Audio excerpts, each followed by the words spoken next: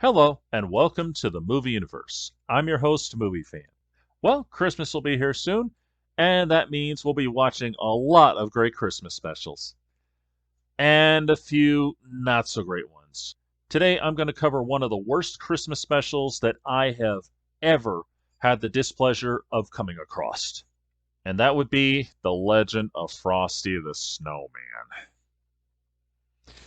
Trust me, folks, if you haven't seen it, good for you, man, because it is gut wrenchingly horrible. And since I know you're curious as to how bad it is, I'm going to tell you all about it. But first, I'm going to need some help.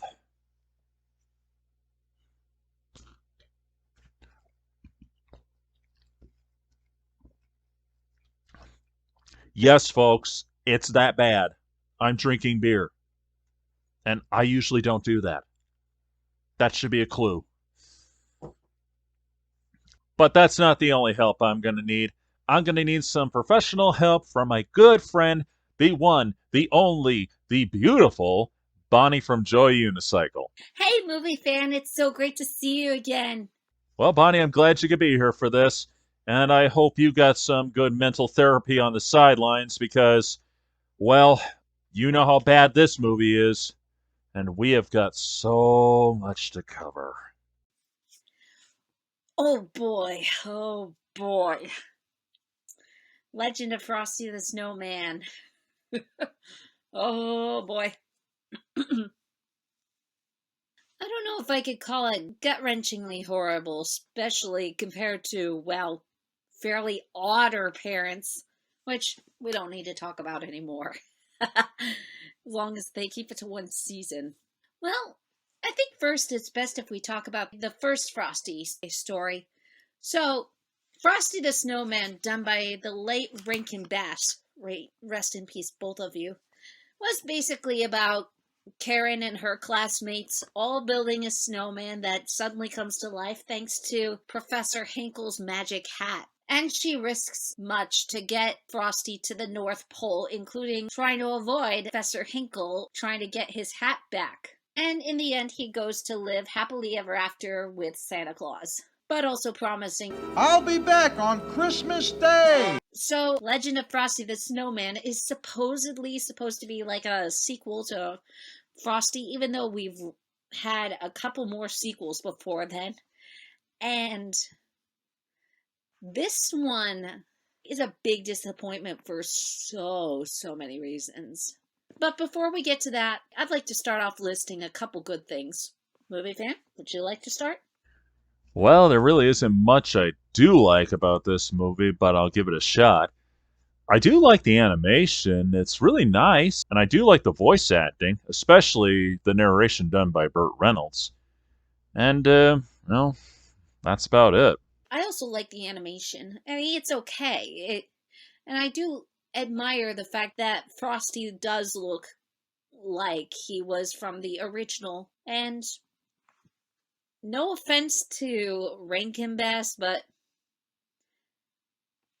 I have to say I think that the animation in the Legend of Frosty the Snowman is slightly better. Just slightly, just slightly.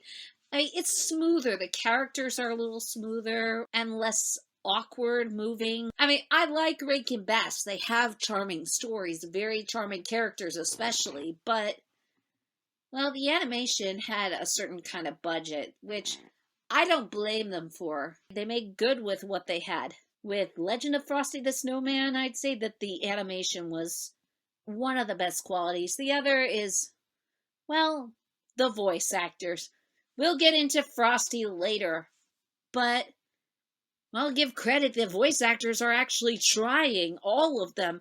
I mean, look at the voice talents we've got. We've got Burt Reynolds, we've got Kat Susi, we have Tom Kenny, we have Tara Strong, we have Larry Miller, and we have Gray Delisle. Of course, we also have Bill. I can never pronounce his last name. I'm sorry. So I'll just say the voice actor for Patrick Star. So these are qualified voice actors. They give it their all. So, yeah, these are the only good qualities I can give this special. And now it's time to rip this one anew. Movie fan, the floor's yours for a start. Where do I start? Because there is so much to cover here, and that is no lie. Well, I guess I'll just start with the basic plot. The plot is that, well, the magic hat that made Frosty bursts out of a trunk, and he starts entertaining the kids. Well, most of the kids. But here's the thing. They're not supposed to be doing that because the mayor, who is our main character's dad, he is a dictator. I am not kidding. This guy is a dictator. He's a dictator with a happy smile. He literally has everybody walking a straight line. He even thinks he can control the sun. I'm not kidding. Just watch. Just watch. Way to shine, big guy. Thanks for playing by the rules.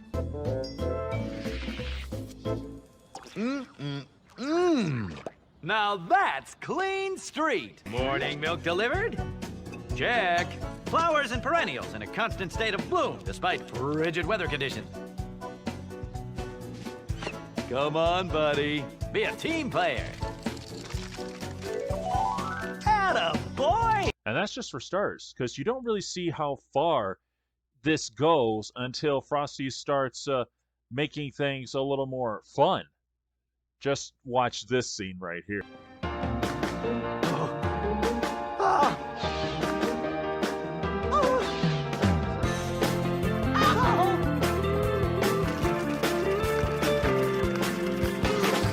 Now, if you're paying attention, he actually has signs saying no radios, no hand clapping, for crying out loud. Who has that kind of power to demand something like that? And not to mention, I mean, oh my God, this guy, you can clearly tell that he's a dictator because his wife, she actually looks scared when she's smiling because she actually goes like this. Teeth, not gums. Teeth, not gums. If that's not the words of someone who's scared of their husband, I don't know what is. Because it sounds to me like if she doesn't smile right, something bad's going to happen to her. I'm not kidding. And the funny thing is, he's supposed to be the good guy in the story. Yeah, it's hard to believe. He's supposed to be the good guy in this story. The principal is actually supposed to be the villain in this story. But no. I mean, he is a wannabe villain, all right, but let's get real. The mayor, he's the real villain here, because he literally tells people what to do, how to live their lives, and they just go along with it. Oh my God. And the oldest son, who is Tommy's brother, oh my God, that kid, he irritates me to no end for the starting point. He acts like he's in the Marines. Just get a load of this. Get. Dog walk? Sir, yes, sir! Eyes forward! Get the lead out! And we're walking! Keep it moving, people! And it gets even dumber when you see Family Game Night. Question 1. Your salad and soup course are presented at the same time. Queen of England Line 1. wants to know if you're available for tea.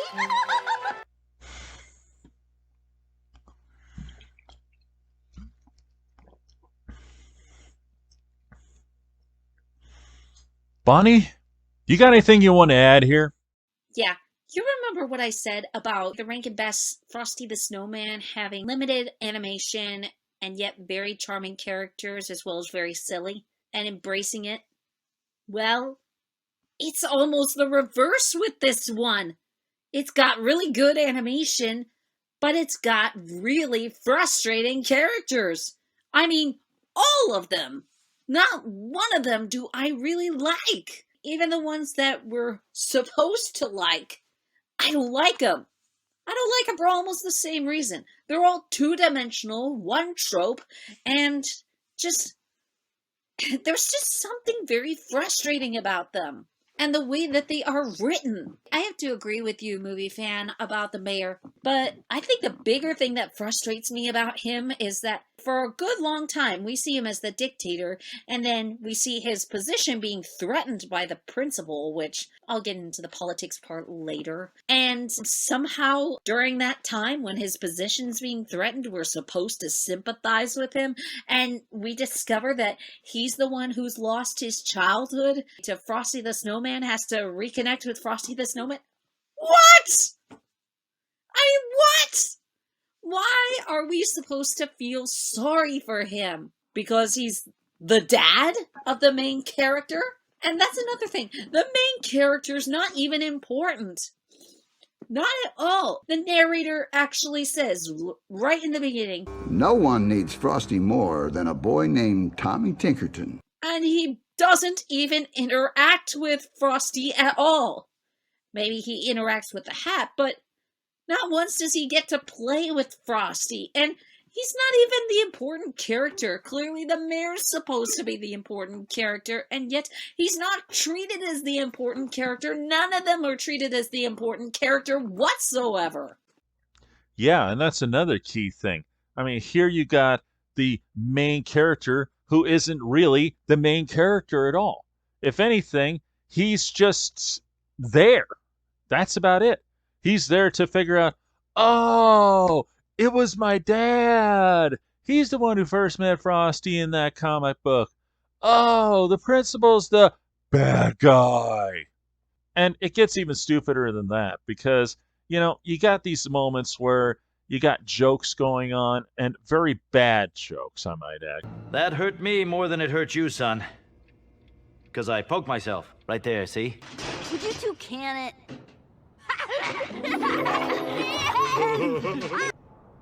Taking out the trash? I'll bet the trash hardly ever gets to go out! Trash? This is Evergreen! Evergreen? This is the trash! And it gets even stupider because when you watch the family game night thing, oh my God, clearly the older brother is the favorite and he intends to keep it that way because he is acting like a total jerk.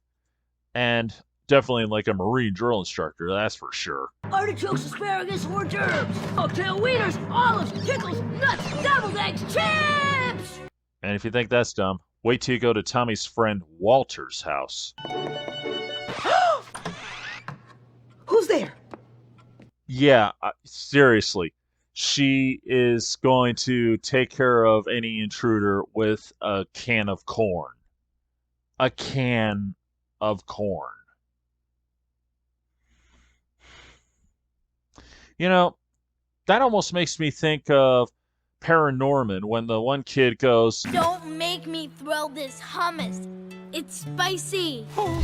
yeah, just like that actually, except with one very big difference. That was actually funny. This is just plain stupid. I mean, really? Of all the things you could grab to protect yourself from possible burglars or weirdos, you grab a can of corn? Seriously? And just when you think that scene couldn't possibly get any dumber, this happens. These are not vegetables, Walter. This is corn. Corn is a starch. Did you open the door and hit him with the starch? Absolutely not. So what do I do with the starch? You put it away.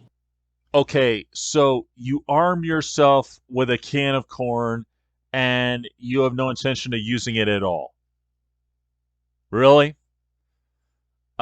There's a simple rule of thumb. If you arm yourself, you better have every intention of using it.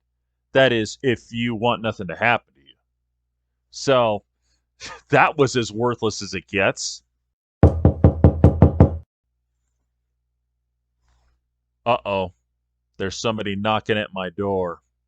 Well, I better go answer it. Better get my weapon first.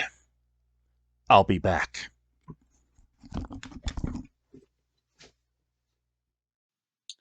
Okay, so while Movie Fan is dealing with that corny situation... I get it. You guys don't like these kind of jokes. But you gotta admit that they're better than the ones in the Frosty special. And that's the other thing about this special. They delay on all the wrong moments. They take too long to develop these characters in all the wrong ways, and usually just through jokes. That hat, Principal Pankley, I think it's following me. Do I look like a baby? No, sir, Principal Pankley, sir. Does it look like bedtime? No. Then why are you telling me stories? And they don't work. That corn situation doesn't work, which, by the way, corn is a grain and a kind of vegetable. And also the Tinkertons doing the game show night and Sarah's hair getting brushed. Those kind of developments are developments in all the wrong ways, because you don't really get to know the characters. You just get to know, oh yes, this is all part of the conformity process. This is all part of this ritual, and we're overshowing on Walter's fear character traits or Sarah's rebellious character traits, or, well, let's face it, Tommy's bland, very bland personality. It's mostly just jokes and no development. And that's true. Character development is a key thing. And this special underdoes it so badly that it's just insulting beyond belief. And now let's get to the big issue of Legend of Frosty the Snowman. Frosty himself. First off, I want to say I have nothing against Bill Fagerback. He's just doing his best with what was given to him. But I'm sorry, there's no way that that voice can convince me that that's Frosty the Snowman. Much like Tom Hanks and Steve Carell, it's just one of those voices where you recognize it instantly and cannot think of the current character except the character that he's played. And so when this Frosty opens his mouth, I don't hear Frosty. I hear Patrick Star. And yes, that is because I am familiar with him as Patrick Star, and this came out while SpongeBob was still popular.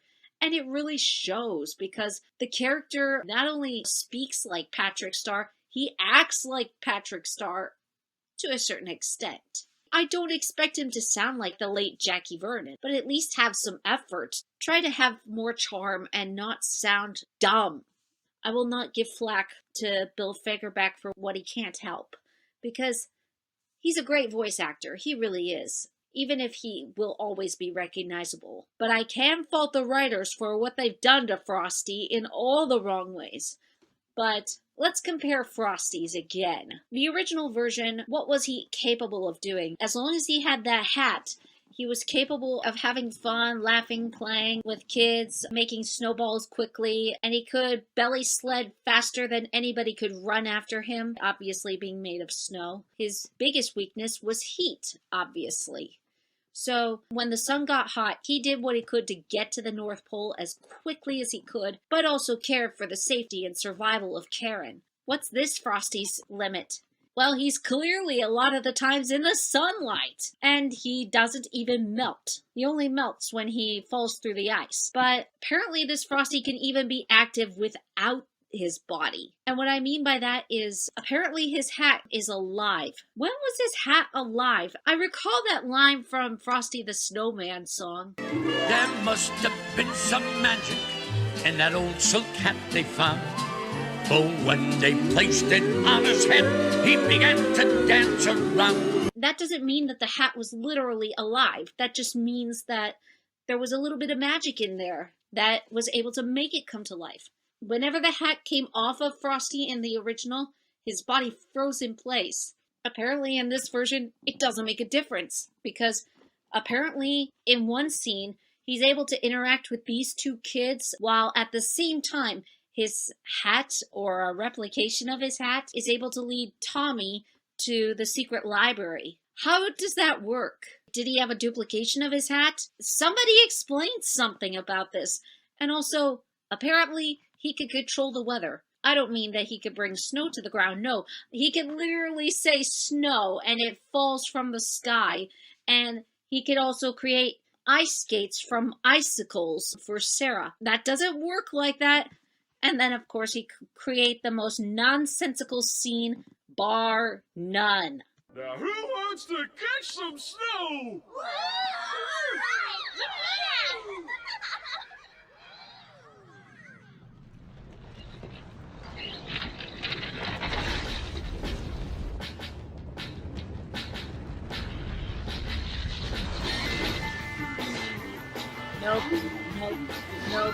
Nope. Nope. Nope. Nope. Nope. Nope. Nope. Nope. Nope. Guys? Wipe out.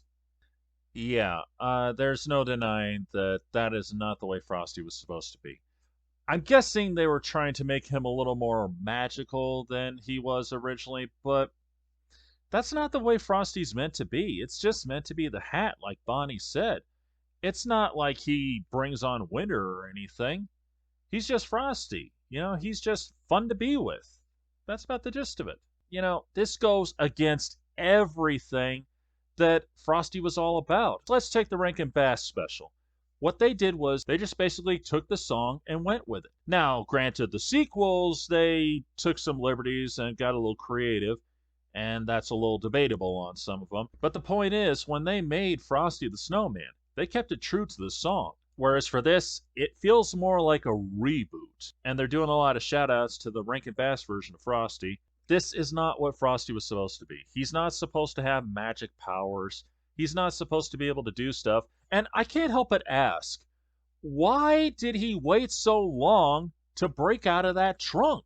It seems to me like when the principal took the hat decades ago, the hat did nothing to stop him. And it waits until Tommy's dad is grown up and now he decides to come out? Now, if it was something like he was struggling for years to get out and finally he made it, well, sure, okay, I give it that one. But it looks to me like that's not the case. And at the same time, if the principal taking over the town is that big of a deal, shouldn't Frosty sound more, urgent about this whole thing? Shouldn't he sound like, okay, I need to stop this before he takes over?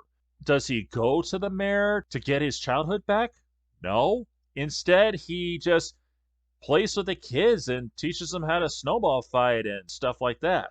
Look, I get the idea that he's trying to teach the kids to be kids, but if the real main thing here is to get the mayor's childhood back, why is he wasting time with this? And while we're on the subject of politics, we might as well talk about the whole structure of this town and its conformity, quote unquote. It's like the writers were reading 1984 but wanted to make it for kids. But it just doesn't work in that way because, well, one, the focus is not on the right characters at all. It's all over the place. George Orwell knew where to focus his attention on each character and develop them in all the right ways. And, of course, the villains. He knew who the villains would be. This movie is confused about who the villain is. Movie Fan and I both agree that the mayor is one of the villains.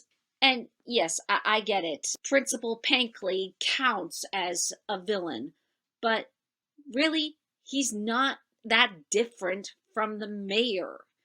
In fact, how did the mayor become a mayor to begin with? Clearly, it seems like that the proof that you're mayor is through your clipboard, which, yeah, when Pankley elects himself to be mayor, he takes the clipboard and how does this whole system of voting for a mayor work? Say what you will about politics, but we have to vote for who we want to be mayor or governor or president or whatever. So you get to choose who you want, and whoever has the most votes must win. There's no votes in this movie. And for those who say, oh, maybe it's not American, well then why do we have American actors in this? This is clearly not how this environment works. And plus, a principal does not have the power to go up on the stand and say, I will take over for the mayor and become the mayor. The principal's job is just to manage a school. Also, what are the mayor's jobs exactly? It seems like the mayor has more jobs than an actual mayor. Going around the town making sure that everything is exactly the same. This seemed to demonstrate. Way to shine, big guy. Thanks for playing by the rules. Now that's clean street. Paperboy en route? Check. Flowers and perennials in a constant state of bloom despite frigid weather conditions. Come on, buddy. Be a team player. No mayor has that much power or has that many things to do.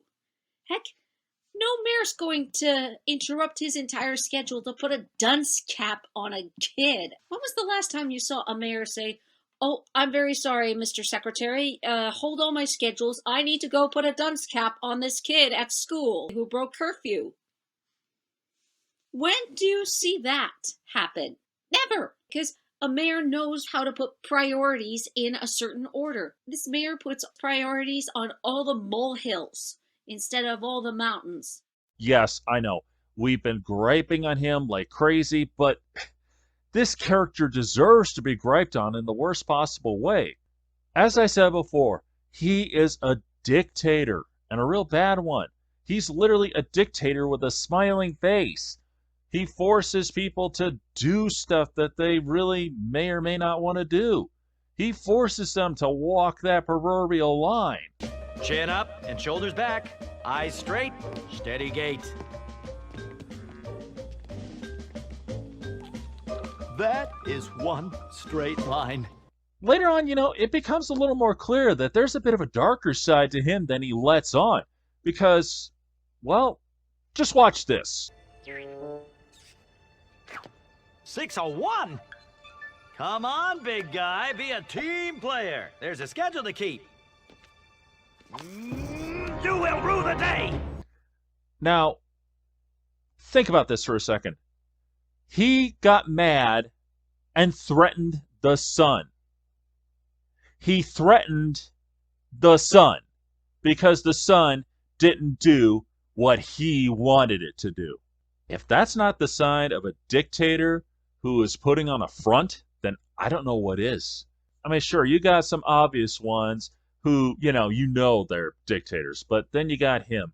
He acts like he's not, but he really is. And, the funny thing about the mayor, he reminds me of that episode of Fairly Odd Parents when Timmy Turner went back in time, screwed up his dad's past, and now his dad is a dictator who took over the world. And, the funny thing, he acts exactly like this. I'm not kidding. He acts exactly like this. The only difference is he's a little more forward about it. In fact, I swear this episode of Fairly Odd Parents might have been the real inspiration for the mayor. And the mayor's backstory is further proof that there's a lot of inconsistencies going on here. Because think about this for a second. When he loses his childhood, which there's no explanation as to how. I mean, all he did was build a snowman, it came to life, and he couldn't find Frosty. So how does that make you lose your childhood exactly? I guess he went into denial and went to dictator school with Timmy Turner's dad and graduated and took over Evergreen. It's pathetic as to how this thing goes. And with that being said, I think we can definitely classify this as the worst Frosty special ever. Actually, I'd say that there is one more thing I'd like to add, movie fan. And that is the question on whether or not this short can be saved or not. And, well, looking at the Bob Show review of Legend of Frosty the Snowman, one commenter suggested, what if the mom was Karen? Well, I've expanded on that idea by thinking, okay, what if the mom was Karen? What if the mayor was not a mayor, just a regular guy, or if he had to be mayor? No political background, no politics involved, no need for this dictatorship. But either he's one of the kids that was playing with Frosty and Karen, or he actually is the son of Professor Hinkle and not Tinkerton. And as great a voice actor as Bill can be, I don't think he's the right casting for Frosty. So if you used Tom Kenny again to be similar to Jackie Vernon, which he could totally pull off, I actually wouldn't mind. Or, heck, get Jim Cummings to be Frosty. Either would work. Those are some of the things I would change, as well as don't make it about the dictatorship of the town or expecting perfection. Maybe do something that the live-action Cat in the Hat tried to do but failed at, which is show a balance of life. Have it be about the parents figuring out their childhood, while also figuring out how it works in their new adult life. And in the meantime, all the kids, including Tommy, all get to hang out with Frosty and play along. And the parents have to figure out, can I play too? Or is it too late for me to play? Or in the mom's case, Karen, maybe she's like, I don't want Frosty to see me as old. But then eventually decides that age doesn't matter because she's going to have fun with her friend anyways. So, yeah, that's how I'd fix it. Now there's a good idea. That might actually work. The fact is, if this piece of junk can be saved, it would need a full-blown rewrite. And your idea, Bonnie, would probably do it. And if anybody's wondering, do I have any suggestions? No, not really. I think Bonnie pretty much covered it all. And pretty much that's all we got to say about this. I'd like to thank Bonnie for helping me out on this one because, this is one that we've talked about for some time, and we wanted to call this out. And, I knew I couldn't do this without Bonnie. So, Bonnie, I'm glad you were with me on this one. Thank you, Movie Fan, for inviting me. This was truly a lot of fun. Always a pleasure, Bonnie. This is Bonnie from Joy Unicycle saying, don't you cry, we'll be back again next year. This is Movie Fan signing off and wishing you a Merry Christmas.